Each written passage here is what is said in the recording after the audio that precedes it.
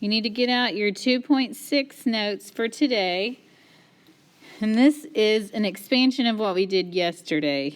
Yesterday, we solved inequalities. So we treat that like an equal sign. The opposite of addition is subtraction. X is less than 2. So that's what we did yesterday. Today, we're going to take our answers and we're going to graph them. And we've done this before, so this is just a review. So take notes as we do this. The first one is greater than. Means the alligator mouth eats the X. When I graph something that's just greater than, I do it with an open circle. So draw an open circle in that corner. I'm going to put an open circle on the 4.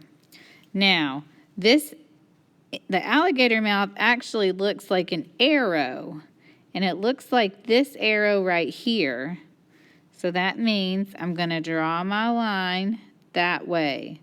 Alligator mouth matches the end of your arrow. So that means that I could put in -3 is greater than -4. That is true because it's right here on my number line. I could put in regular 3 is greater than 4. That's true because it's covered by the arrow part. But if I put in -8 is greater than -4, that is not true because it's over here and there's nothing going on. Let's look at less than now. That means the alligator mouth is eating the number.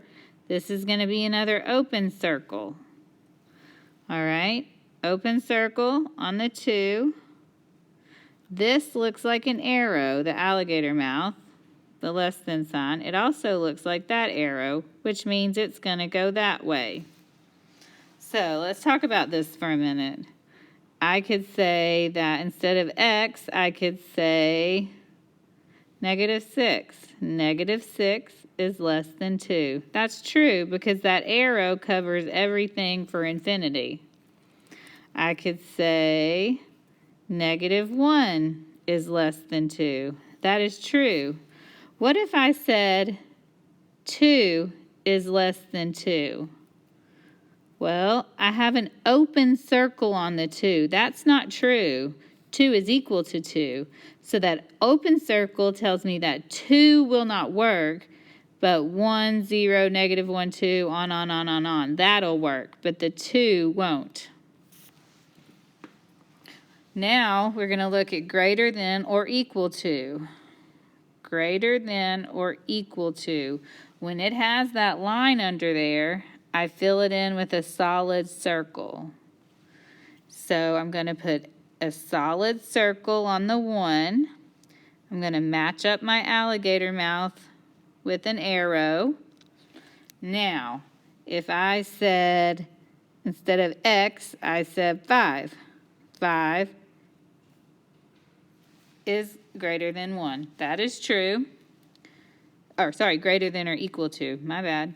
If I say 1 is greater than or equal to 1, that is true because it's got that equal to sign in it.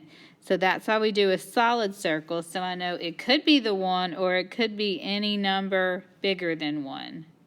The open circle up in by the 2 tells me that it has to be less than that open circle. It can't be 2. Less than or equal to. Less than or equal to. It goes that way.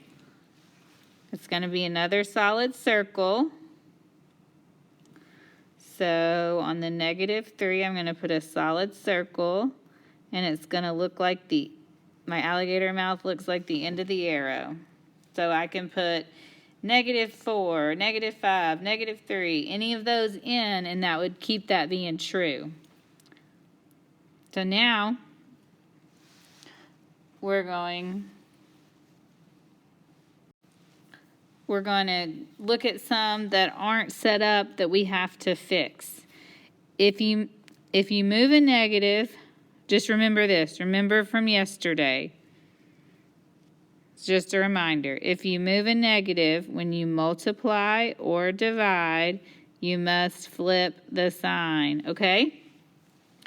So all the ones we did up above, it all started with an x is less than 2. X is greater than 4. X, it all started with your x. But all these problems, we got a problem. They start with the number and the x is second. We don't like that. It's harder to graph. So what we're going to do is flip everything. So to change an inequality, move the variable to the left and flip the sign. So I'm going to trade places with the x and the 5, and instead of a greater than sign, I write a less than 5. Now I just graph it. Open circle on the 5. Alligator mouth is pointing to the left. Flip-flop the x and the 9. Switch the signs.